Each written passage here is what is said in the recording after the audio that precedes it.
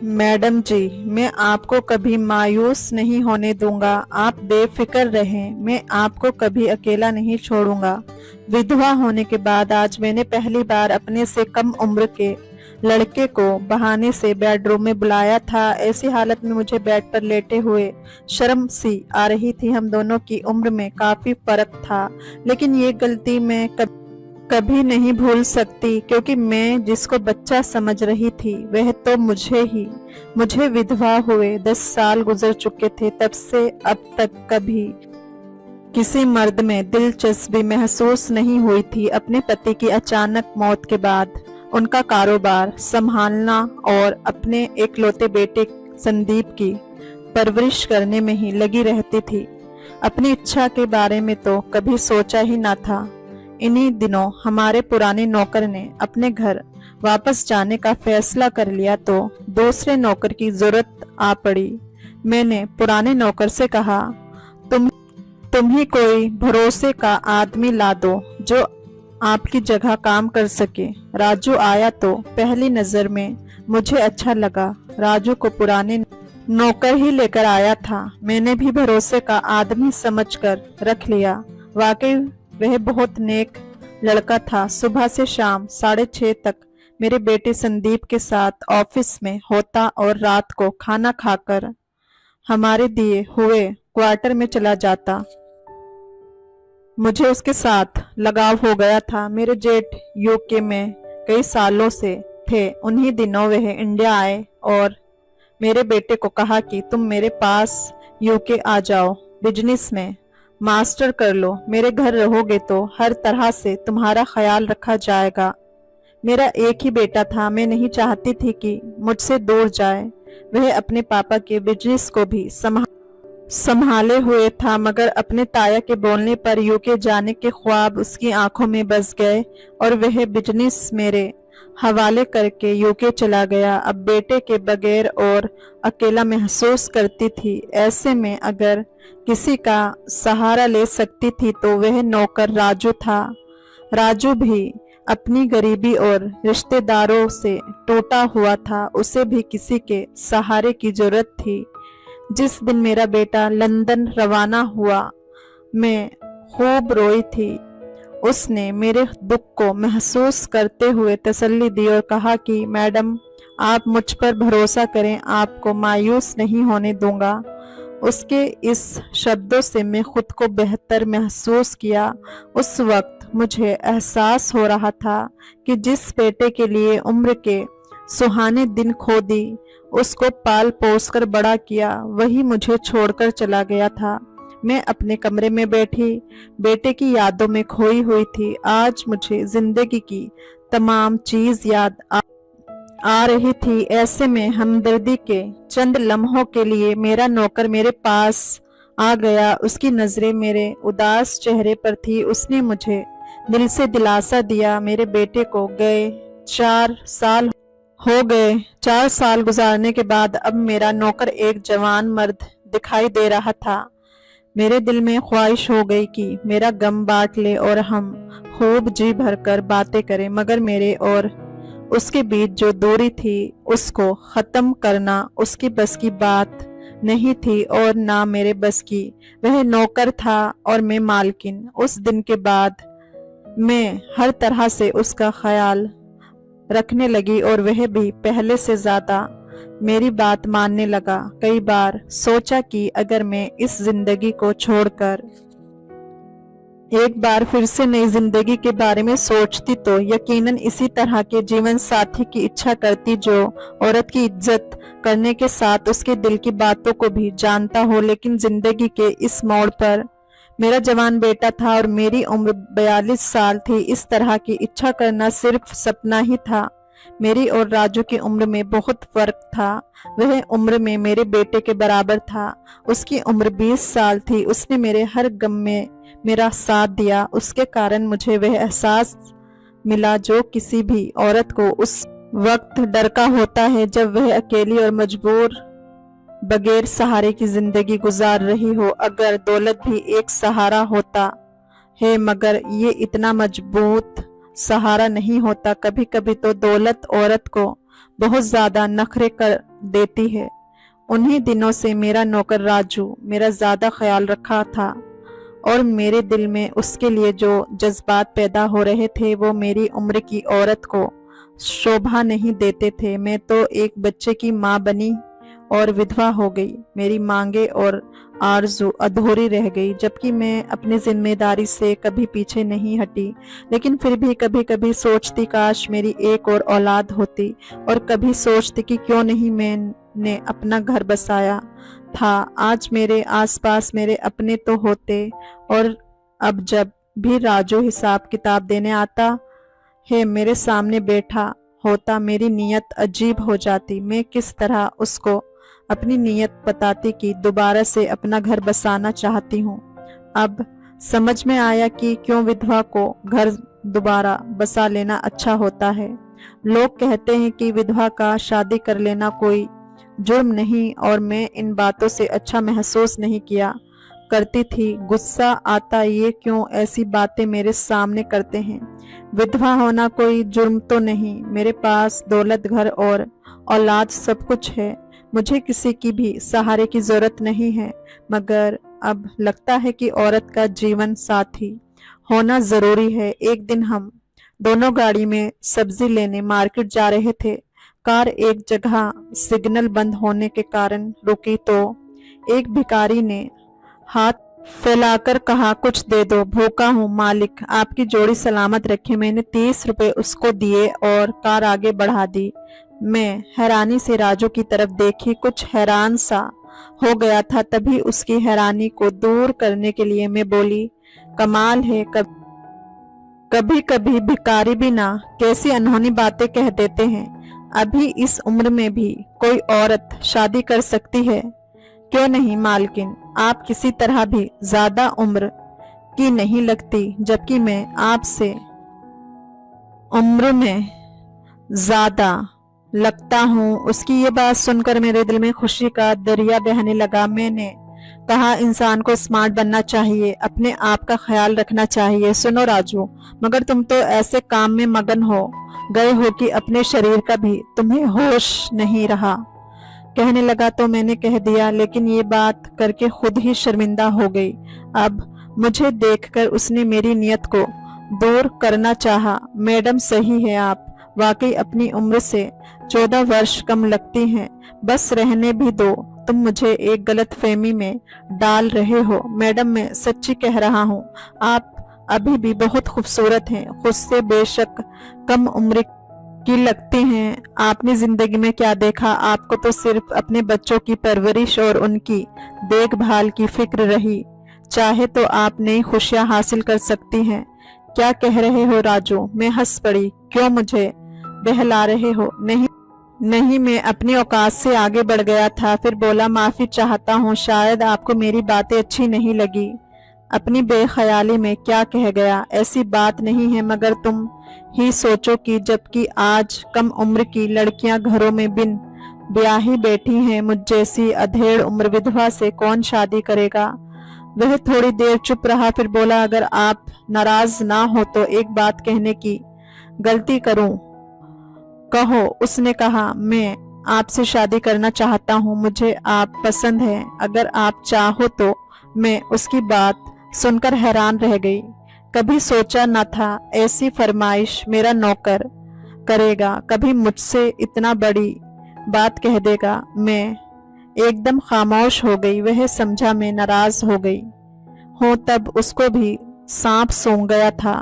कुछ देर खामोशी के बाद उसने कहा, मैडम मुझे माफ कर दीजिए, आपसे ये बात करके बहुत शर्मिंदा हूँ। मैंने खुद को संभाला, दिल की धड़कनों को काबू किया और कहा, मैं नाराज नहीं हूँ राजू, तुम वाकई बहुत अच्छे हो, लेकिन हमारी उम्र में बहुत हमदर्दी के तहत ऐसी जज्बाती बातें कही हैं। लेकिन जज्बाती फैसले पर हमेशा इंसान को पछताना पड़ता है।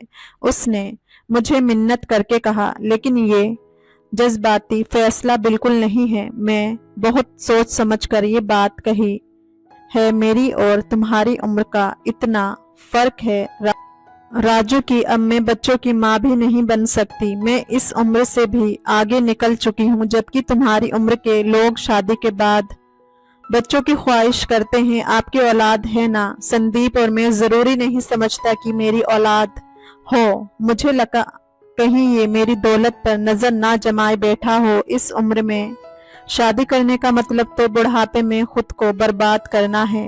तो फिर मैं बोली, अच्छा तुम सोच लो, मैं भी सोच कर जवाब दूंगी।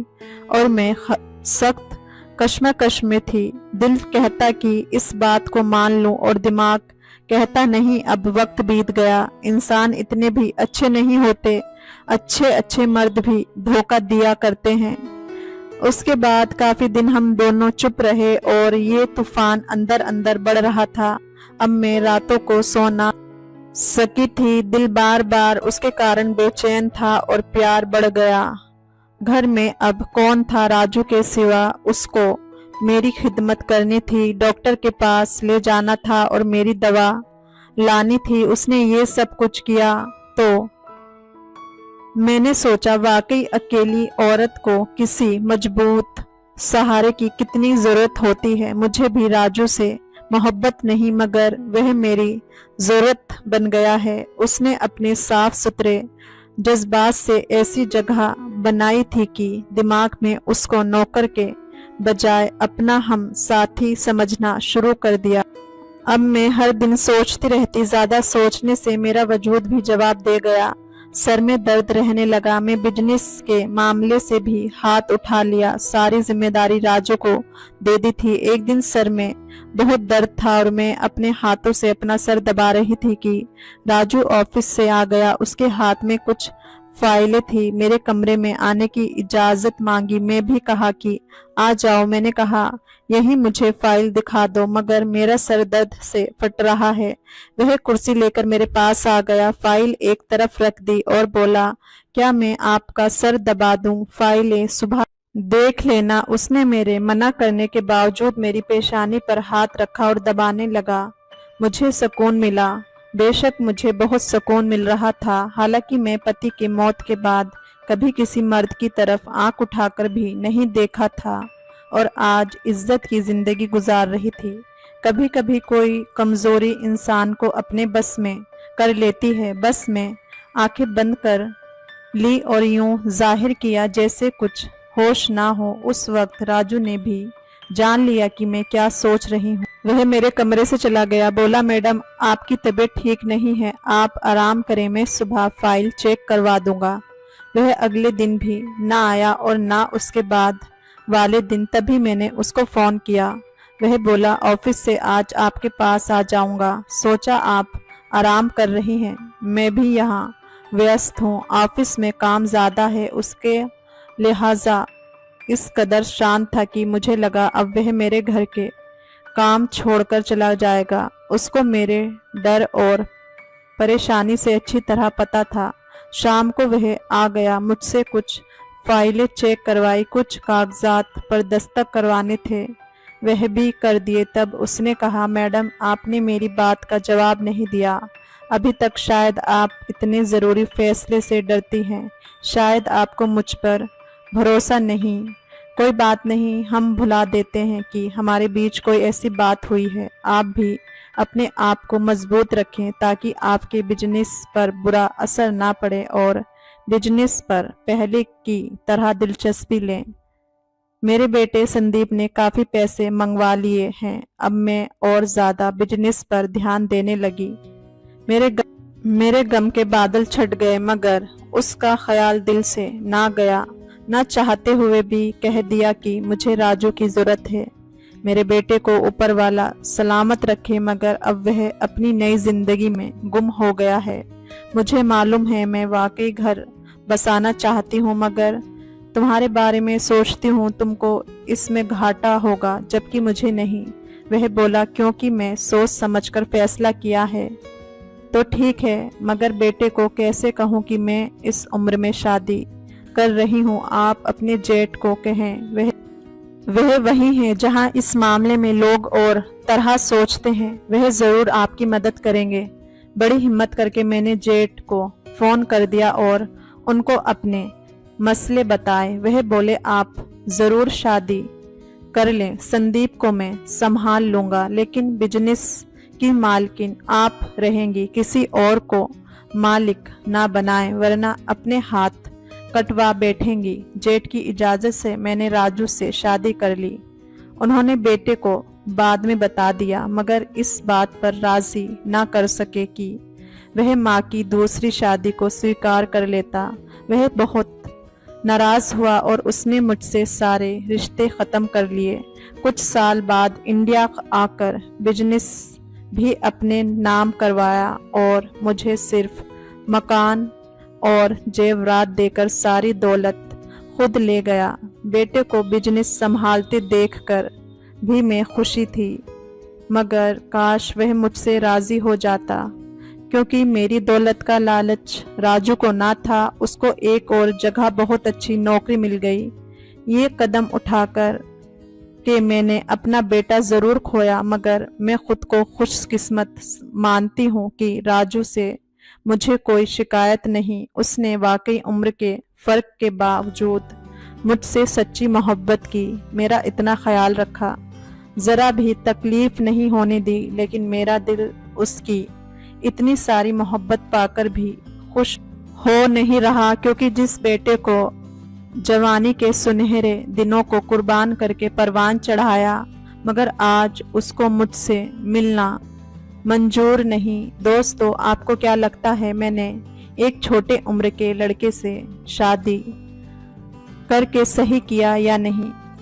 दोस्तों, कहानी ज़रा भी पसंद आई हो तो लाइक, शेयर और चैनल को सब्सक्राइब ज़रूर से करें। फिर मिलेंगे एक और नई इंटरेस्टिंग कहानी के साथ। तब तक के लिए अपना ख्याल रखिए। चाची मुझे घूर घूर कर देखा करती थी। एक दिन शाम को मैं उनके घर गया तो चाची घर पर अकेली थी। मुझे मौका मिल गया। चाची मुझे अपने कमरे में ले गई। हम 1 घंटे तक लगातार। मेरा नाम संतोष है, मैं उत्तर प्रदेश का रहने वाला हूँ। आज मैं आपको अपनी जिंदगी में एक सच्ची घटना के बारे में बताने जा रहा हूँ। ये बात उन दिनों की है जब मैं कॉलेज के 2nd ईयर में था। मेरे पड़ोस में चाची रहती थी। चाची विधवा थी। उनके पति की मौत एक कार एक्सीडेंट में हो गई थी। उनकी एक बेटी नेहा और एक बेटा था। उनका बेटा दिल्ली में काम करता था। चाची और उनकी बेटी अकेले ही रहते थे। वह मुझे अक्सर शाम को घर पर नेहा को पढ़ाने के लिए बुला लेती थी। नेहा 10वीं क्लास में थी और वह बहुत ही खूबसूरत थी। मेरी नज़र हमेशा नेहा पर टिकी रहती थी। उसकी खिलखिलाती हंसी, उसकी खूबसूरती मुझे भा गई थी। मैं उसकी पहली पसंद बनना चाहता था। एक दिन ऐसे ही मैं उसको पढ़ाने के लिए गया हुआ था। गलती से मेरा मोबाइल उन्हीं के घर पर छूट गया। मैं अपने घर आ गया था। कुछ देर बाद मेरी माँ के फोन पर चाची का फोन आया। चाची मेरी माँ से कहने लगी कि संतोष अपना फोन यहीं पर भूल गया है। मेरी माँ से चाची की बात होती रहती थी। चाची ने माँ से कहा, संतोष को घर भेज दीजिए, वह आकर अपना फोन ले जाएगा। माँ मुझे मेरी लापरवाही के लिए डांटने लगी। फिर मुझे नेहा के घर से फोन लाने के लिए कहा। जब मैं उनके घर पर अपना फोन वापस लेने के लिए पहुंचा तो नेहा की माँ अपने आप ही मुस्कुरा रही थी। मेरे हाथ में फोन देते हुए बोली, संतोष तुमने अपने फोन में मूवी तो बहुत अच्छी रखी है।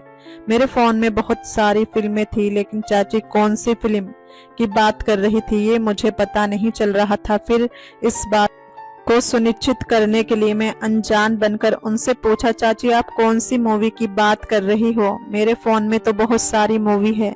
वह मुस्कुराकर बोली, वो वाली। चाची मैं समझा नहीं। ज्यादा भोला मत बन, तेरी माँ को बताऊंगी तो सब याद आ जाएगा तुझे। मैंने तुरंत बात को संभालने की कोशिश करते हुए कहा, नहीं चाची आप गलत समझ रही हैं। मैं अपने फोन में कोई भी गलत फिल्म नहीं रखता।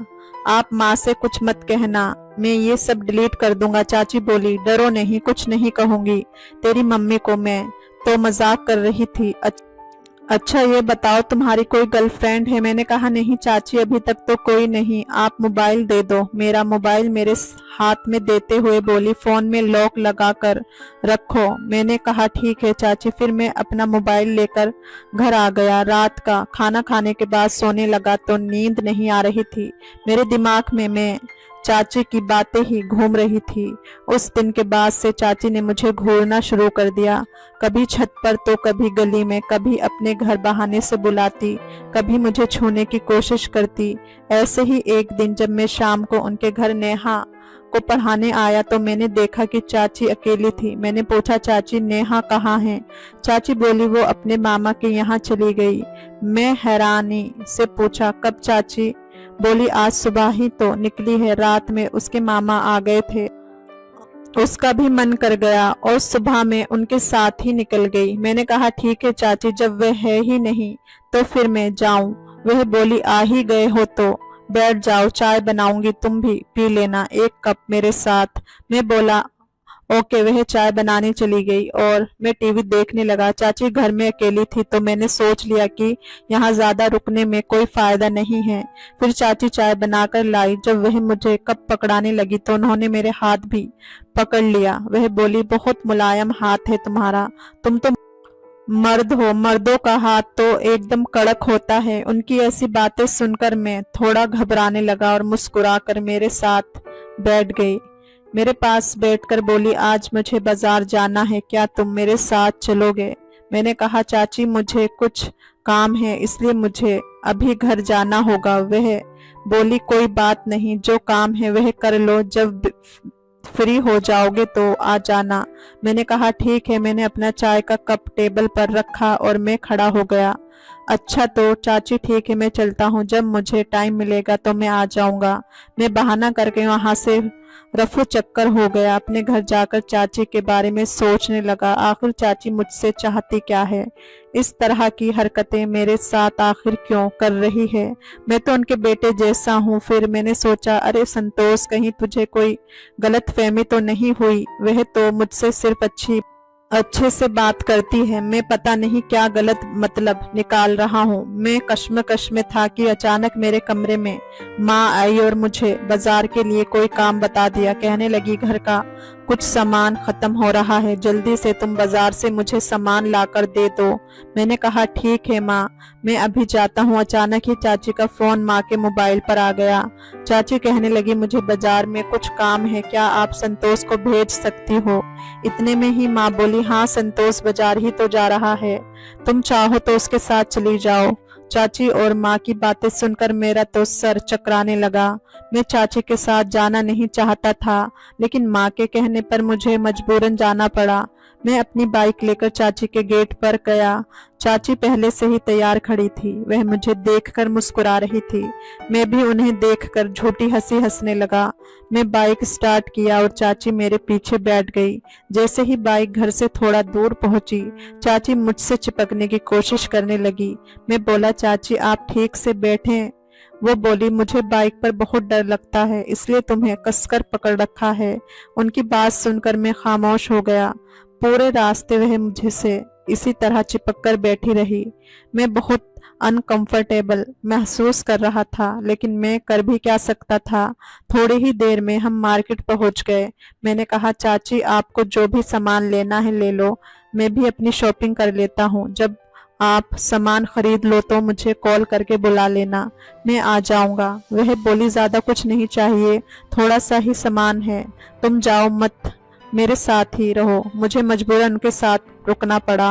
वह एक कपड़े की दुकान पर गई और वहां से नाइटी खरीदने लगी और बार बार अपने ऊपर लगाकर दिखाती और मुझसे पूछती, देखो संतोष, ये मुझ पर कैसी लग रही है?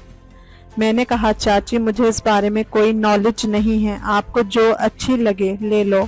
वह कहने लगी, क्यों, जब तुम्हारी शादी होगी तो अपनी बीवी के लिए नहीं लाओगे? मैं उनकी बातों को सुनकर खामोश हो गया। फिर उन्होंने रेड कलर की नाइटी पसंद की और उसे खरीद ली। मैंने कहा, चाची चाचा तो अब नहीं रहे, फिर आप ये पहनकर किसको दिखाओगी? वह बोली, चाचा नहीं है तो क्या हुआ, मेरा क्या दिल नहीं है? मैं उनकी ये बात सुनकर थोड़ा मायूस हो गया और अपने आप को कोसने लगा। थोड़ी ही देर में मैंने अपने घर का सामान भी खरीदा और मैं चाची को लेकर घर आ गया। शाम हो चुकी थी। माँ ने शाम का खाना भी तैयार कर लिया था। मैं खाना खाया और अपने कमरे में चला गया। अचानक चाची का फोन आया और वह बोली, संतोष, क्या तुम घर आ सकते हो? मैंने बहाना बनाया।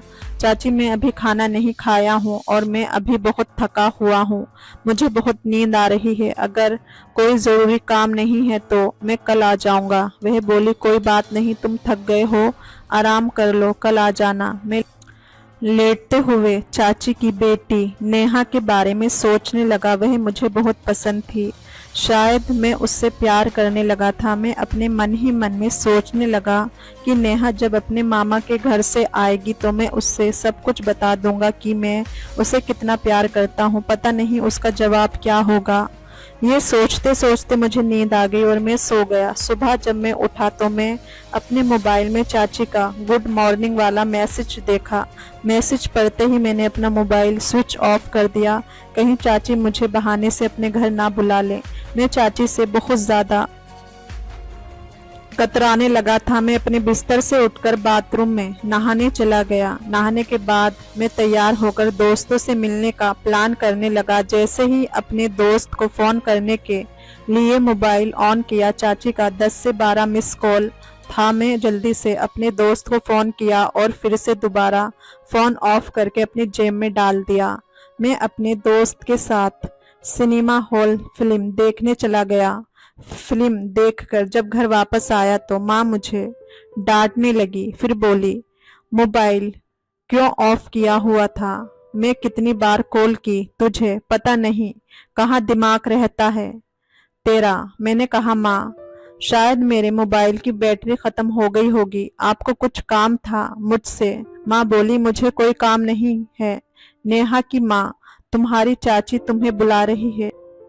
उसने कई बार मुझे कॉल किया, इसलिए मैं तुम्हें बार बार कॉल कर रही थी। मैंने अपनी माँ से बहाना बनाया कि माँ मैं बहुत थक गया हूँ, मुझे नींद आ रही है, मैं सोने जा रहा हूँ। मेरी माँ कहने लगी, एक बार उनके घर जाकर पूछ तो क्या बात पता तेरी चाची को कोई ज़रूरी काम तो नहीं। मैं बोला, कल चला जाऊंगा माँ, अब मुझे सोना है। मेरी माँ मुझे समझाते हुए बोली, बेटा उनके पति नहीं है और बेटा भी बहुत दूर रहता है और उनकी बेटी भी अपने मामा के घर गई हुई है। वह बेचारी अकेली है, एक बार जाकर पूछ तो ले, शायद कोई जरूरी काम हो। मुझे अपनी माँ के आगे झुकना पड़ा और मैं चाची के घर चला गया। जैसे ही मैं चाची के घर की डोर बेल बजाई, चाची ने जल्दी से आकर दरवाजा खोला। उन्हें देखकर तो मैं हक्का बक्का रह गया। वह उसी रेड कलर की नाइटी को पहने हुए खड़ी थी और कहने लगी, अंदर आओ संतोष, मैं तुम्हारी ही इंतजार कर रही थी। तुमने अपना फोन क्यों स्विच ऑफ किया था? मैं बोला, चाची मेरे मोबाइल की बैटरी खत्म हो गई थी। उन्होंने मुझे बैठने को कहा और मैं सोफे पर बैठते हुए बोला, चाची आपको कोई जरूरी काम था मुझसे? वह बोली, नहीं मुझे तो कोई काम नहीं है, बस मैं थोड़ी बोर हो रही थी इसलिए तुम्हें बुला रही थी। मैं बोला, अगर आप बोर हो रही थी तो मेरी माँ को बुला लेती, मेरा क्या काम आपके पास? वह बोली, क्या तुम मेरे साथ एक कप चाय नहीं पी सकते? मैंने कहा, ठीक है पी लूंगा। वह थोड़ी ही देर में 2 कप चाय बनाकर ले आई। मैं चाय का कप उठाकर धीरे धीरे अपनी चाय खत्म की। चाय पीने के बाद मुझे अजीब सा नशा होने लगा और मैं गहरी नींद में चला गया। कुछ देर बाद जब मैं नींद से जागा तो चाची बाथरूम से नहाकर निकल रही थी। मुझे बहुत अजीब सा महसूस हो रहा था और मेरा पूरा बदन टूट रहा था। मैं बोला, चाची मैं कब से सोया हुआ हूँ। उन्होंने कहा, तुम्हें 3 घंटे हो गए। मैं बोला, तो फिर आपने मुझे उठाया क्यों नहीं? वह कहने लगी, तुम सोते हुए बहुत अच्छे लगते हो, इसलिए मैंने जगाना ठीक नहीं समझा। चाची मेरे पास आकर बैठ गई और मेरा हाथ पकड़कर बोली कि संतोष तुम मुझे बहुत पसंद हो। मैं उनका हाथ झटक दिया और उठकर खड़ा हो गया। मैं गुस्से में उनसे बोला, चाची आप ये सब क्या बकवास कर रही हो? वह बोली, बकवास नहीं है, मैं सच में तुम्हें बहुत पसंद करती हूँ। मैंने कहा, चाची आप हद से ज्यादा बढ़ रही हैं, आप मेरी माँ के समान हैं, आप ऐसा सोच भी कैसे सकती हैं? इतना कहकर मैं गुस्से से अपने घर वापस आ गया और अपने कमरे में जाकर लेट गया। मेरा पूरा बदन दुख रहा था। मैं समझ नहीं पा रहा था आखिर मेरे साथ हुआ क्या। मेरी माँ कमरे में आई और मुझसे कहने लगी, इतनी देर क्यों लगाई तूने? मैं कब से तेरा इंतजार कर रही थी। पहले तो चाची के घर जाने का नाम नहीं ले रहा था और जब गया तो वहीं बस गया। चल जल्दी से खाना खा ले। मैंने माँ से कहा, माँ मुझे भूख नहीं है। मेरी भूख और प्यास सब उड़ चुकी थी। मैं बिना खाना खाए ही रात को सो गया। सुबह को जब मैं उठा तो मोबाइल में चाची का मैसेज आया हुआ था। उस मैसेज को देखकर जी तो चाह रहा था कि अपने फोन को ही तोड़ दूं। अचानक माँ की आवाज आई, कहा, चल जल्दी नाश्ता कर ले, तूने रात को भी कुछ नहीं खाया। मैंने कहा, माँ मुझे भूख नहीं है, जब भूख लगेगी तो खा लूंगा। इतना कहकर मेरी माँ वापस चली गई। चाची ने मेरे फोन पर एक फोटो भेजा जिसमें मैं और चाची थे। फिर उन्होंने फोन किया और कहने लगी, अगर 10 मिनट में तुम मेरे घर नहीं आए तो ये फोटो मैं तुम्हारी माँ को भेज दूंगी। मैं बुरी तरह कांपने लगा। मुझे मजबूरन चाची के घर जाना पड़ा। मैं चाची से कहा, चाची आपने कल मुझे क्या खिलाया था चाय में मिलाकर? वह कहने लगी, कुछ भी तो नहीं। मैंने कहा, तो फिर ये फोटो आपने कब ली थी? वह हंसने लगी और कहने लगी, जैसा मैं कहूंगी अब तुम वैसा ही करोगे। अगर मेरी बात नहीं मानी तो मैं ये फोटो तुम्हारी माँ को दिखा दूंगी। मैं बोला, चाची आप मुझे ब्लैकमेल कर रही हो। वह बोली, तुम्हें जो समझना है समझो। तुम तो मेरी फीलिंग को समझ नहीं रहे थे, लेकिन अब तुम वही करोगे जो मैं कहूंगी। मैंने कहा, कभी नहीं, आपको जो करना है वह करो। मैं तुम्हारी बात नहीं मानूंगा। मैं तुम्हारी हरकत के बारे में तुम्हारी बेटी नेहा को बताऊंगा। इतना कहकर मैं अपने घर आ गया। अगले दिन नेहा भी अपने मामा के घर से आ गई थी। मैंने सब कुछ नेहा को सच सच बताने का फैसला कर लिया। मैं जानता था कि अगर उसने मेरी बात पर यकीन नहीं किया तो वह मुझसे जिंदगी भर नफरत करेगी। लेकिन मैं नेहा से बहुत प्यार करता था और मैं उसे उसकी माँ का असली चेहरा दिखाना चाहता था। मैंने नेहा को फोन किया और उसे मिलने के लिए एक पार्क में बुलाया। थोड़ी ही देर में वह आ गई। उसके आते ही मैंने उसे सब कुछ सच सच बता दिया और फिर उसे वह फोटो भी दिखाई जो उसकी माँ ने मेरे साथ खींची थी। पहले तो नेहा मेरी बात पर यकीन नहीं किया, लेकिन जब फोटो ध्यान से देखा तो उसमें मैं बेहोशी के हाल में पड़ा हुआ था। वह समझ गई कि शायद यह उसकी माँ की करतूत है। वह कहने लगी, संतोष मैं बहुत शर्मिंदा हूँ अपनी माँ की इस हरकत की वजह से। मैं आपसे माफी मांगती हूँ। मैंने कहा, माफी मांगने की जरूरत नहीं है। तुमने मेरी बात का यकीन किया, वही मेरे लिए सब कुछ है। इतना सुनकर वह जाने लगी। मैंने जल्दी से उसका हाथ पकड़ा और उसे रोक लिया। मैंने उससे कहा, नेहा मैं तुमसे बहुत प्यार करता हूँ। वह थोड़ी शर्माई और फिर मुझसे कहने लगी, मैं भी तुमसे बहुत प्यार करती हूँ, लेकिन कहने से डरती थी। उसके बाद नेहा बोली, हमें जल्दी ही शादी कर लेनी चाहिए, क्योंकि अब मैं अपनी माँ के साथ और ज्यादा नहीं रह सकती।